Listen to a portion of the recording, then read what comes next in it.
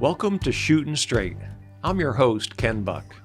In today's highly partisan environment, political adversaries often minimize each other's arguments by labeling motives rather than engaging in constructive dialogue.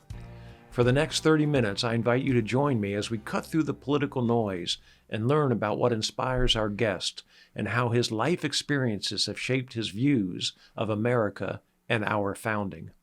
Today, we will explore his work combating the dangerous narratives that undermine the true story of America's founding and our nation's role in the world. It is my pleasure to welcome Mike Gonzalez to the show. Are you ready to start shooting straight? I am, Ken. Thank you very much. It's good to have you here.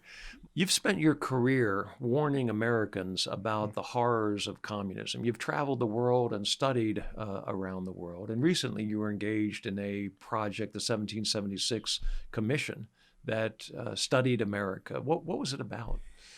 Yes, that's right. The White House appointed 17 of us as members of the 1776 Commission. We met, we discussed what the need what the country needed in terms of looking at history, looking at the founding documents, and we wrote a report which we handed over to the White House right before the handover, actually, right before the inauguration day, and we were very happy with it. So one of the things that's always struck me is how the left frames the debate as the oppressed and the oppressors. Did the 1776 Commission look at that issue? Yes, I mean, that is a very traditional Marxist view of the world that looks at all of life through power dynamics. There are different groups. There are the oppressor groups, and then there's the oppressed groups. And it looks at it doesn't even admit that there's truth. It says there's a hegemonic narrative that is produced by the oppressor, and that needs to be changed. So they don't even admit to facts. They need a counter narrative. The 1776 Commission, our position was that there has to be a consensus on what happened. There is history. Historical facts did happen. Let's look at them. Let's debate them by all means. There was a Philadelphia Convention in 87 to write the Constitution. There was a revolution that took place. You had founding fathers with different views. Let's debate them. Let's debate the Northwest Ordinance. Let's debate the Constitution. But these are facts. This is not some sort of narrative which can be replaced by another narrative. Aristotle said that alone is forgiven by the gods to make what happened not have happened. So do we have in this country a group of people on the left who are trying to frame American history in terms of the oppressed and the oppressors? Yes, they are. They say what we call the woke, the hard left, reimagines America not as a country of united citizens, but as a country, reimagines it as a confederation of categories. You have the oppressor category, which I guess is white male Protestants, cisgender, as they would say, heterosexual, and then you have all the other different oppressed categories.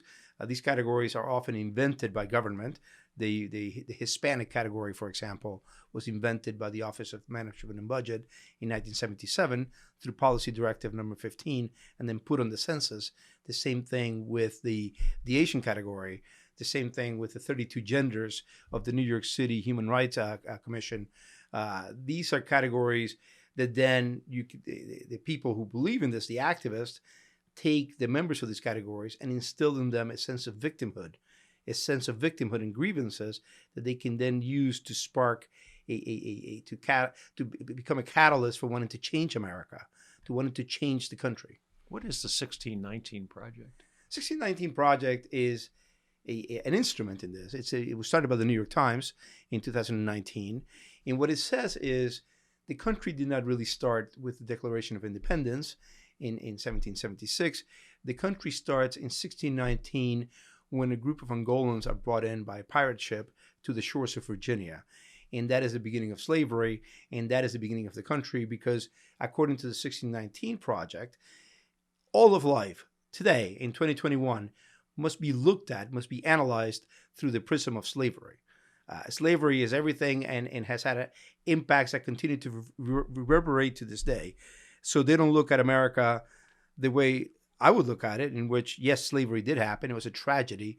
We have dealt with it many, many times. We'll continue to deal with it. But America really is, at its core, the greatest experiment ever in history, the freest, most prosperous country in the world. And there are reasons for that, the way it was engineered, the way it was created by the founders. They don't look at it that way at all, the 1619 Project. And in some ways, the 1776 Project was a response to the 1619 Project. It was a group of scholars that came together to talk about the real founding, to look at the founding documents, to examine our history in a factual way. By the way, was the 1619 Project examined by historians, and what did they conclude? Yeah, the historians on the And right when, end. when I say the 1619 Project, there was a curriculum developed as a result of the 1619 Project. Yes, that's right. And it's a curriculum distributed by the Pulitzer Center. It's now in 4,500 classrooms, not that we have classrooms anymore, but before the pandemic, and it will continue to be that way. But actually, probably is through Zooms and all that. Historians on the right and the left have condemned the 1619 Project. It was filled with inaccuracies. One of the greatest inaccuracies was the pretense that the revolution was fought by the founders because they feared that the colonial power Britain was going to take slavery away. There really is nothing in the documents that backs up that charge. And in fact, they actually had to issue a correction. The New York Times said, well, for some of the people who fought in the revolution, but that's, there's such thing as primary sources. There's documents. There's the documents that were written, not just the Declaration, the Bill of Rights, and the Federalist Papers. There's also sermons. There we have newspaper articles from that day. We have things to look at. And if you make a charge like that, you have to come up and be able to back it up with primary sources. So historians, and I'm not a historian, but historians looked at this and said, this is completely false. This is of course, slavery is an awful thing that happened, and we need to look at slavery and the impact it had in the history of this country. But what you're pretending here just did not happen. So after the 1776 Commission issued the report, was there work left to be done? Yes, I mean, in fact, even though the commission was rescinded by President Biden, we will continue. We are planning to meet again. We want to meet not just among us members of the commission. We want to meet with governors, members of legislatures across the 50 states. There's a lot of work still to be done, and we want to continue doing it. How quickly after President Biden took office did he rescind the 1776 Commission? In other words, how quickly did he take away the commission from this group? It was in his very first day. I believe his first action as president was to sign an executive order with a very long name, with actually an executive order that was very troubling to begin with for other reasons. And there were two paragraphs in it. One was revoking the commission, and the other one was revoking the ban on critical race theory trainings in the federal workforce that President Trump had put into place. I found out subsequently that these have been two demands by the Black Lives Matters organizations that deals with education, which is called Black Lives Matters at School.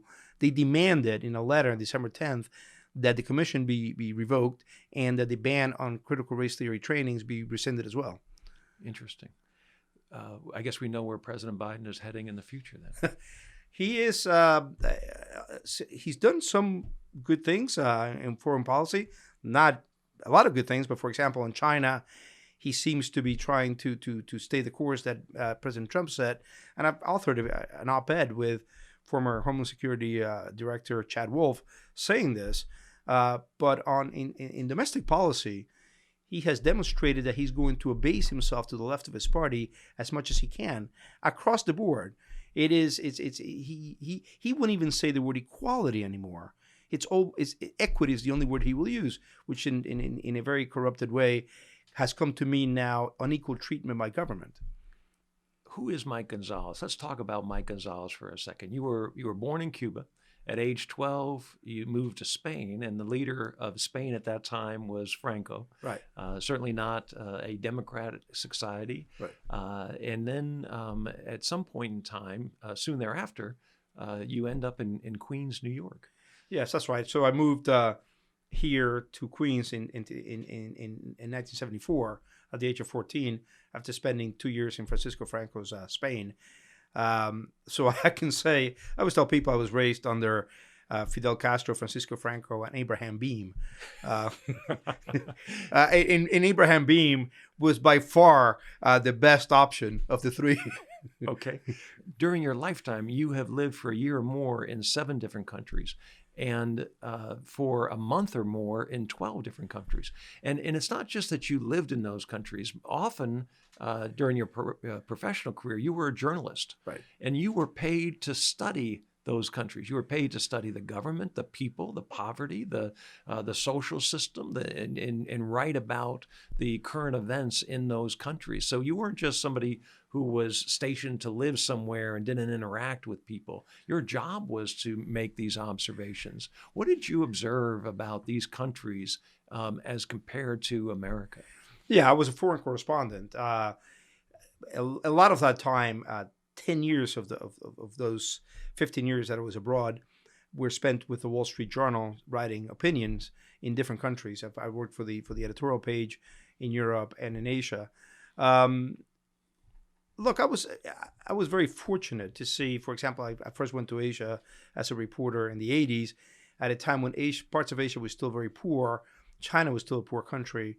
And I was able to see the great poverty reduction that Asian countries were able to achieve through the implementation of free trade, through capital. The more they became capitalists, the more they became open to trade and capitalism, the more they reduced poverty, the more they joined the middle class, to the point that Singapore, Taiwan, Korea, and Hong Kong today have very middle-class lifestyles. Hong Kong has a GDP per capita higher than ours. Obviously, Hong Kong now has a lot of problems because of China. And a lot of that great story is being destroyed by communist China. I was also able to report from communist countries. I was able to see authoritarians and totalitarian dictatorships. I was in Panama, for example, in the late 80s. I believe it was in 1988 when I reported from Panama for a month. And the dictator, then Manuel Noriega, had me arrested, threw me in a prison at Omar Torrijos Airport, and I was deported back to the United States the next day. So I was able to, and I covered the war in Afghanistan. I traveled with the Mujahideen in the late 80s. Then I lived in Kabul for a month in 91. That was also a very searing experience to see what was taking place there. That has left a big impact on me. A lot of people often talk about my first 12 years in Cuba, and of course they did. That has had an impact. But I would say that my 15 or so years as a foreign correspondent, and mostly in Asia and Europe, but also a bit in Latin America, has had a huge impact on me as well. At some point, you decided to become a naturalized United States citizen. Tell us about that. Yes, I mean, this is before all that. This is at the age of 24. I arrived here at the age of 14. I had an uncle in Queens with whose family I lived in Jackson Heights, who was a very proud American. He was also a Cuban, had been in this country at that time for 15 years. And he said to me, from the very beginning, he loved America. And he said, do not become a citizen right away. Really think about it long and hard. This is not like acquiring just another credit card. You're not just acquiring a passport. This is a lifelong commitment, and you are going to become an American, and you're going to cease being a Cuban. And so think of whether you want to do that. Don't rush into it. So I did take 10 years, and at the age of 24, I finally became a citizen in Boston.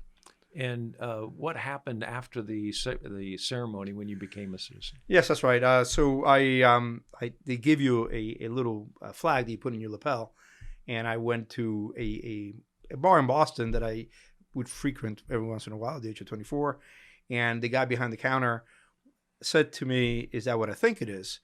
And I said, "Yeah, no, it is." And he said, "Okay, the drinks are free." He himself had been an immigrant from Ireland. He was Irish.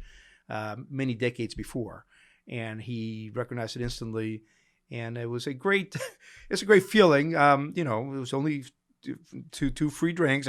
I did not drink the house dry, but it was to get that recognition right away from this Irish bartender in Boston was something I'll never forget. One of the things that I enjoy the most about my job as a congressman is to go to naturalization ceremonies and see the big smiles from the people that are becoming U.S. citizens. And almost all of them tell me about how thoughtful the decision process was for them, just as you have. And they walk out of there with a special feeling. What was the feeling like, and what has the feeling been like since you became a U.S. citizen? Well, I mean, in many ways, I loved the United States as soon as I arrived, right? I loved Queens. I loved New York. If you can love Queens, you're really going to love Colorado when you come to visit Colorado. I was just in Colorado last week, and I loved it. And Queens really is the beating heart of New York. I saw it as a fantastic place. I love the United States. I actually saw the Statue of Liberty from the plane as we were landing at Kennedy, coming over from Europe, as tens of millions of immigrants have done before me, not all on planes, some on boats. Look, I loved the U.S. from the beginning, but it was my uncle's words that stuck with me. I didn't want to do it right away. Many people just wait until, they do it the next day after they've been here for 5 years. And it really should be considered a transition. You're taking an oath to everything you think about should be, is this in U.S. interests? And of course, that doesn't mean that you forget grandma's cooking, or I still smoke a cigar now and then, and my history is what it is. It's your future and your present though that changes, and it should change. You've seen the world. You've lived in many different countries. You've seen totalitarian leaders. You've seen poverty. You've seen so many contrasts with America. You've studied. You've written about. What's going on in America? It's a very dangerous time. The same Marxist forces that I saw in my first 12 years are now very much at work here in this country, trying to change the country into something the founders never intended it to be. Which is a reason to go back to the founding, actually, to look at what they intended. This reading of history that the founders used the Constitution and Declaration to perpetuate slavery is really a libel. When you look at history, when you look at what was happening in the period after 1776, there was what they thought of as the spirit of 76. Actually, the founders believed that slavery was going to wither away in a few years. They were wrong, because slave owners fought back in the decades subsequently.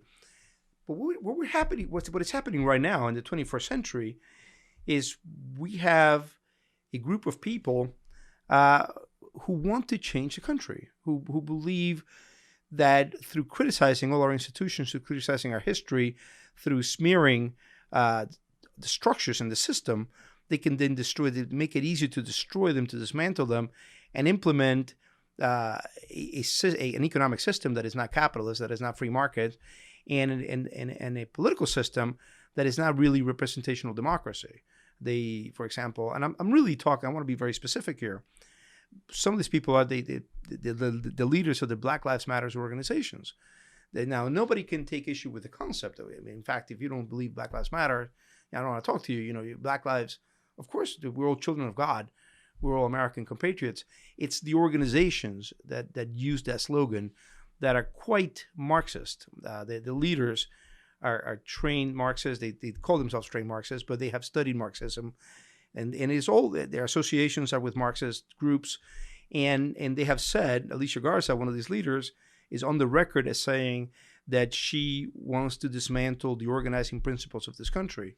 I'm very worried, because a lot of good-natured Americans, a lot of good Americans who are interested in social justice, correctly understood, are buying into this. The media is not telling them what the intent is.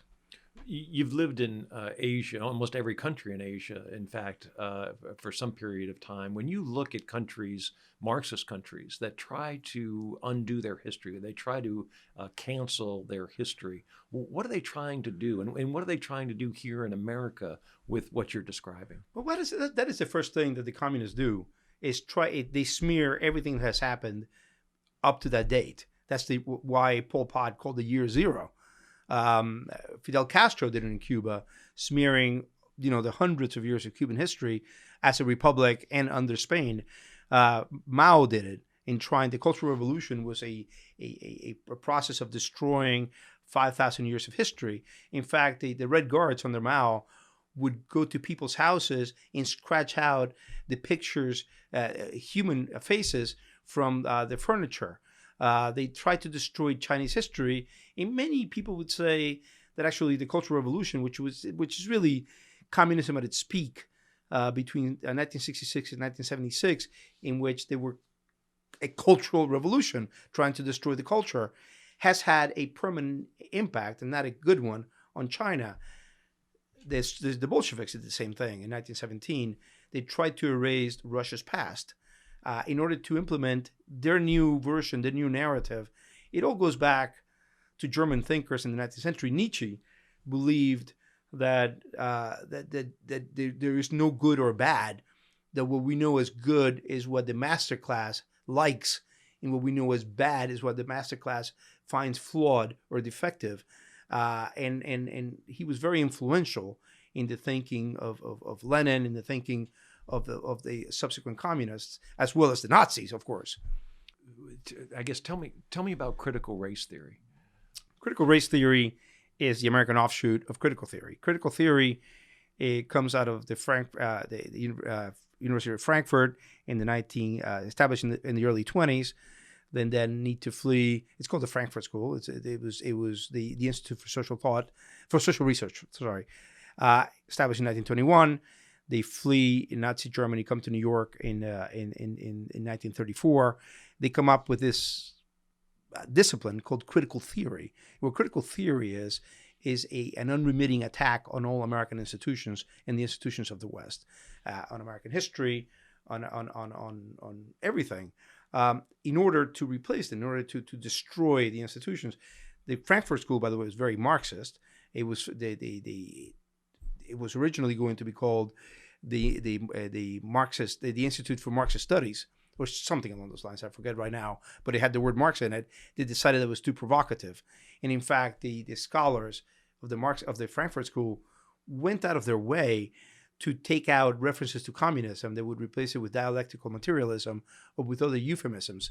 But it's a new Marxist school, a Western Marxist school.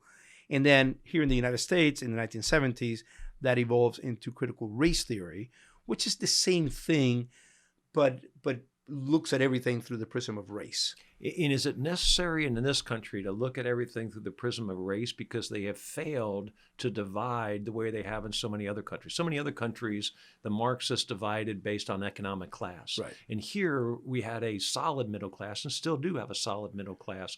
And it's harder to divide America based on class distinctions because we consider ourselves Americans first for the most part. Right. And the middle class, we live a very comfortable life when we look around the world. And so if you can't divide based on one set of factors, you go to a different set of factors and divide based on those. Yeah, they discovered that in Europe in the 1920s. A man by the name of Antonio Gramsci, who was the founder of the Italian Communist Party, had that epiphany that the working class, that Marx and Engels had been wrong. The people who founded communism, Karl Marx and Friedrich Engels, they had promised continuous proletarian revolts, the overthrow of the bourgeoisie, but that never really happened. In 1920s, in the 1920s, they had only happened in one place, a European backwater called Russia. And Antonio Gramsci sat there and said, "Why is this?" He realized that the economic classes didn't work because the economic classes you could change, you could become middle class, and that they had bought. What he said was they had bought into all the givens of their oppressors, the religion, the economic system, the nation state. And that what you needed to do, they had false consciousness, they called it. You needed to dismantle that. You needed to criticize that. When they come to America, the critical theorists find the same thing. One man who was a member of the Frankfurt School called Herbert Marcuse, he writes his book called One-Dimensional Man, in which he says American workers just too happy. Capitalism works too well. The American worker is just some boob who is enthralled by his high five and his split level home and his refrigerator, and he's never going to revolt. But then he sees in the riots of the 60s what he thinks could be a revolutionary base. People, what he calls the substratum of society. This is his phrase. And if they can be taught revolutionary terms, if they can be taught, Marxism, if they can be taught ideologically, they can then change the system. Because what they want to do is change the American system. And that is critical race theory is explicitly all about this. If you look at what Derek Bell or Richard Delgado, what they write, is to say, we don't want to just theorize. We want to put these ideas into practice and change society. Change society so they can gain power, or change society so that America's better off? If America is the richest, freest country in the history of the world, what is change? Well, President Obama ran on hope and change. Right. What are they trying to change? And President Obama actually was quite a fan of Derek Bell, who's a professor at Harvard. They find that capitalism, because it produces winners and losers, and it produces winners and losers according to standards they don't agree with, they say this themselves. The critical race theorists, academics say that capitalism is inherently racist, and that we need to overthrow capitalism. And all the CRT trainers, all the CRT professors, whether we're talking about Ibram X. Kendi at BU or Robin DiAngelo, who's probably the foremost trainer, anti-racism training. It's actually, these trainings are pretty racist themselves. They say they don't like capitalism. They say they want to overthrow it. I guess with some people, you don't want to impugn their motives. They do believe that they're working towards a better future. However, I can tell you from my lived experience, to use their term, that communism and Marxism is perfect in only one way. It has a perfect record of failure. It has failed everywhere it has been tried. It failed with very different cultures. It failed in Germany. It failed in North Korea. The average North Korean today is 6 inches shorter than the average South Korean who lives in capitalism and has democracy. Let's go back and talk about that for a second. At what point in time, what point in history did North Korea and South Korea separate?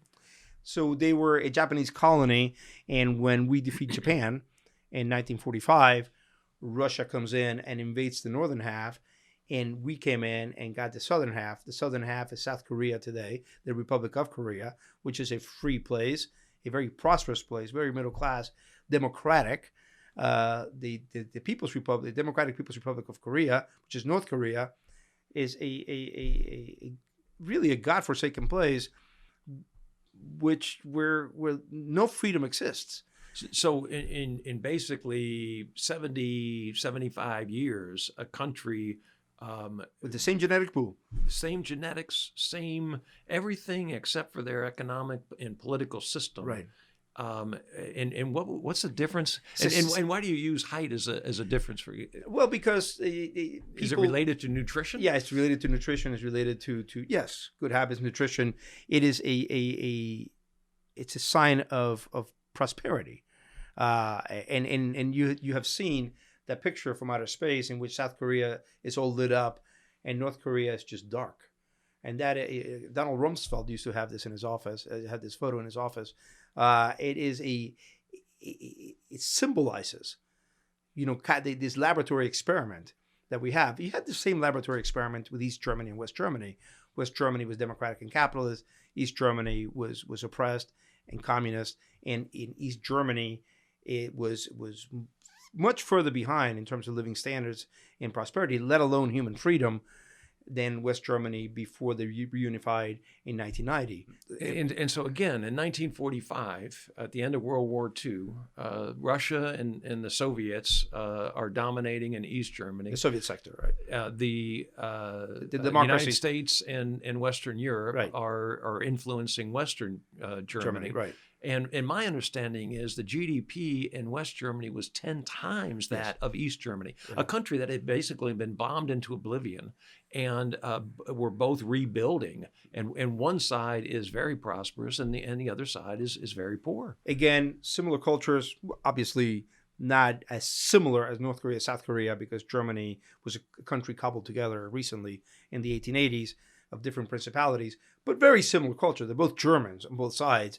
And yes, as you said, West Germany. Let me ask you another question. Were West Germans trying to get into East Germany, or were East Germans trying to get into West Germany? That's another feature, not a bug, of communism, and that you always have to keep the population contained. The Berlin Wall was there to make sure that East Germans did not flee to West Germany constantly, because Berlin was divided. You had East Berlin and West Berlin. And so the people today who want to change America, the title of my book, by the way, my recent book, The Plot to Change America, the people who want to change America and dismantle capitalism should heed these laboratory experiments that are there for us. You can say Miami and Cuba. Miami is a prosperous place where many Cubans have been able to thrive. The same genetic pool, the same people, the same culture that is impoverished in the island of Cuba, and has no freedom whatsoever in the island of Cuba. It's almost like God has given us all these laboratory experiments to show us what system works and what system just plainly does not. We've talked about migration. Right now, we see people trying to come into America. Right. This country that the left is identifying as a flawed country, right. Not just historically flawed, right. but racist in its very nature now. And yet minority groups from south of the border and frankly around the world, Asians and Africans are trying to get into America. What change do we need to make? That's a very good point. And you would have to ask the proponents of these new theories that are become so threatening to our country right now in 2021, why they do want open borders, why they do want people to come in from Central America, if we're so systemically, structurally, and institutionally racist, and we have such systems of oppression that need to be dismantled. Why then allow people in? That is just plain cruelty. We have had, since 1850, since the 1840s, we've had 100 million people come in, 100 million immigrants come in pretty steadily, except for a period in the early 20th century. There's not a long line of people waiting to get out of the United States. People vote with their feet.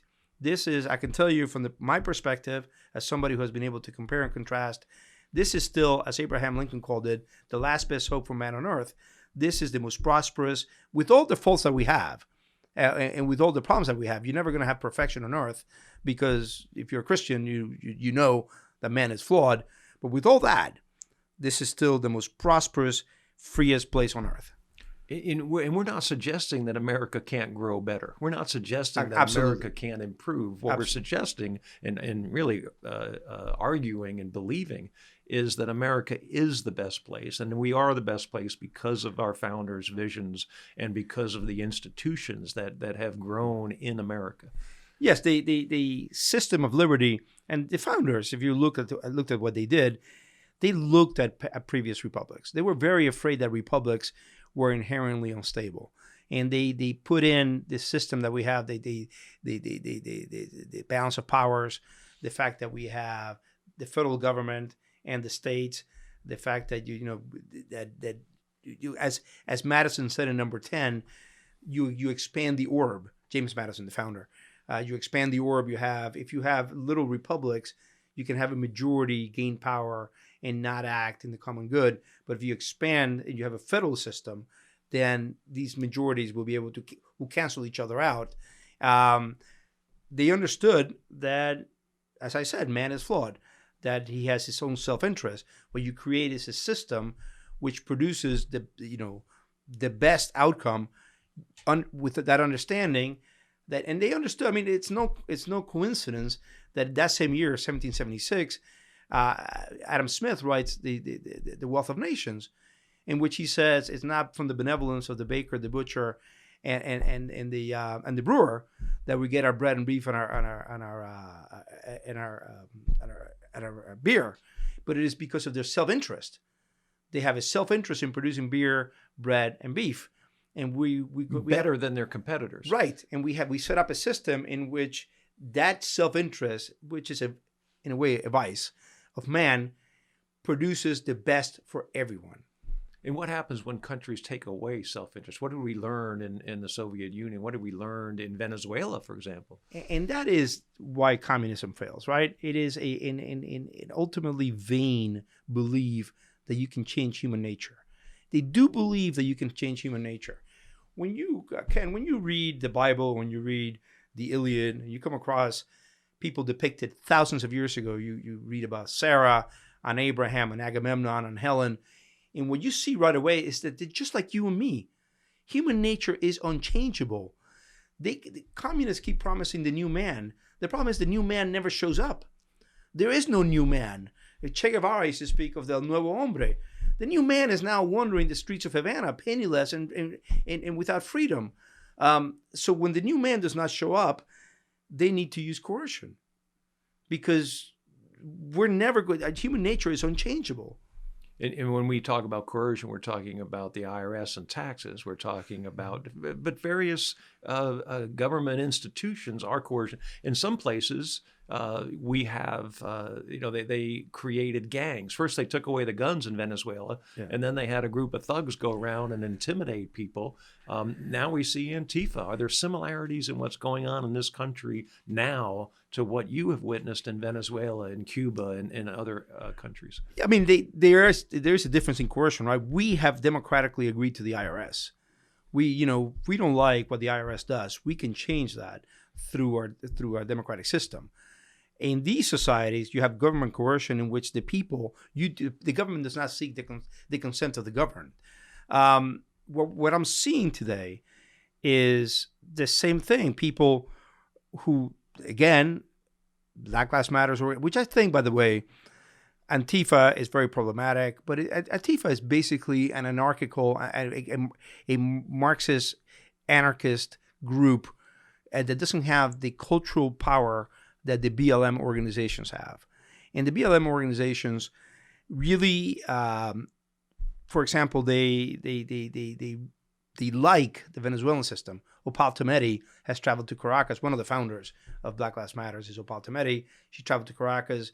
She wrote a manifesto praising the participatory democracy of Nicolas Maduro. And I guess one could gather that they want to bring that here to this country. This is all very worrisome because there's already a BLM curriculum that is being distributed to the 14,000 school districts that we have in this country through BLM at School, which is the education offshoot of Black Lives Matter. They're very powerful. They have millions of dollars. They have a bill in Congress. They have a foreign policy. They're for BDS, against Israel. None of these things can be said of Antifa, let alone the groups on the right that participated in that stomach-churning attack on the Capitol on January 6th. They don't have all the things that Black Lives Matter. They have zero the cultural influence that Black Lives Matters, the organizations, have at this point. You've talked a lot about education. Why is it so important that the left influence the education system, or even capture in some cities the education system? Well, for the same reason that the Bolsheviks, the Cuban revolutionaries, Mao and his people, when they come in, they change history.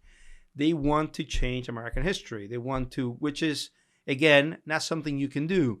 Things happen. What they want to do is change our perception of the events that happen, cast them in a different light, cast them in the worst light possible, and turn a beautiful story of the attempt to redeem man on earth by understanding his nature and working with his nature, turn that into a very ugly narrative. They want to make Americans hold their history and their founding documents in contempt, so they will want to have a different system come in. One of the things that really distresses me about reading this new American history is our founders in so many ways acted against their self-interest. When George Washington resigned his commission, well, George Washington couldn't have been president for life. George Washington could have created an economic system that benefited him personally and his friends, but he didn't. And nor did Thomas Jefferson, nor did John Adams, nor did James Madison. They created a system that they hoped would live on and really create freedom and the desire for freedom around the world. And by denying their self-interest, they acted for a higher good. That's one of the things that the left is trying to change about the American story. Why? Because, again, they don't. I think at bottom they are at war with the capitalist system. Nicole Hannah-Jones, the architect of the 1619 Project, did a podcast with Vox, with Ezra Klein of Vox about 3 or 4 years ago. And she said, look, the only biracial country that has gotten it right is Cuba. Cuba has been able to solve its racial problem because it's socialist. I hate to say it. She said that. So I hate to say it, but it's because it's socialist that Cuba has been able to solve its racial problems in ways that America cannot. That is, of course, a falsehood. Cuba has been run for the last 61 years by white Spanish in a country that is majority black or mixed race. And Cuba has many, many racial problems as a result of communism, but they don't see it that way. The attraction from the 1960s on by the Weathermen, by Angela Davis, a communist who ran as vice president of the Communist Party, and who is a mentor to the Black Lives Matter organization leaders, the attraction to Cuban communism or to the Soviet Union or to Eastern Europe is something that should be a warning to us. We have had a black president. We currently have a vice president who has Asian roots. Right. We have blacks at all levels of academia and business now, not thoroughly integrated by any means right. In this country, but we've seen great strides. How does the left address what people can see with their own eyes? How do we have a black president of the United States and the left still trying to convince Americans that we are a fundamentally racist country? Well, I mean, we have racists in this country. As every country has racists. It is an awful part of the human condition that such people exist. What the left pretends now, since we have expunged racism from the statutes with the Civil Rights Act and with the Civil Rights Movement, we no longer have legal racism or legal segregation as we did for many decades, is that now racism lives here. It lives unconsciously as a bias in our minds, and we're constantly act like automatons, acting out of racism. And this is what we need to be put through critical race theory trainings in order to remove this chip from our brain, in order to re-engineer us. That is, again, it's based on studies that are not replicable. Is based on things that do not make sense. We have racists, but we're not institutionally racist. That is an idea, this idea of institutional racism that goes back to Noel Ignatieff, a communist, a very influential communist, who was a professor who wrote, starting in the 60s, died in 2019, and he was not alone. And these are, again, his purpose was to dismantle capitalism, to dismantle. By the way, I don't even like to use the word capitalism. That's a word of the left. The main actor in our economic system is not the owner of capital, is the entrepreneur. But let's call it free markets. They don't like free markets. And in free markets, by the way, it's just means that I own this and that you want to buy it. And you and I, two adults, agree on a price, and we both walk away happy. That's the market price for my glasses. And so it's freedom. It's basically freedom. At the end of the day, we're talking about freedom. Tell me about your new book, The Plot to Change America. Well, it's about everything that you and I have been discussing for the last few minutes here. It's not, I don't mean it, a plot in the sense that there's a conspiracy that people go into secret basements in Madison, Wisconsin, or Berkeley, California, every Thursday night and conspire.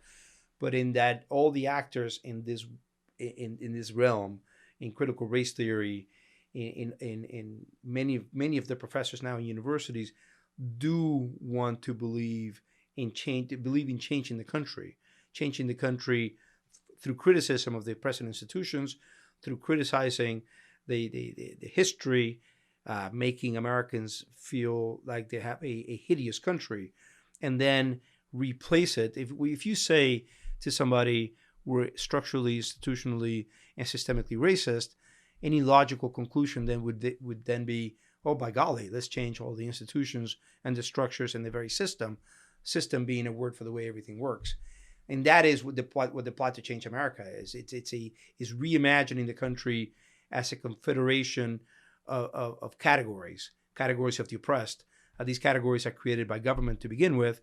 The Hispanic category was created by the Office of Management and Budget in 1977 through Policy Directive number 15 at the instigation of activists who were influenced by critical theory. If you read their thesis, if they quote critical race theory thinkers, they really put a great deal of pressure on the bureaucracy to create these categories. The Asian American category, they come in on the census in 1980, and then the next step is to instill into the members of these categories this idea of that they're being oppressed.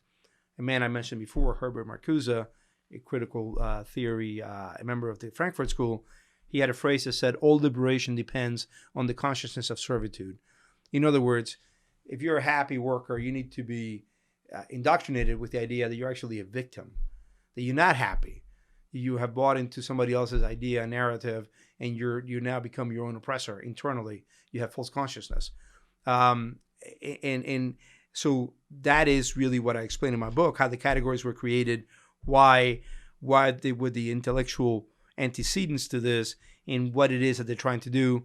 And then I have a last chapter on how we can counter this. But it's I don't want to be Pollyannish. It's very difficult, but it's doable.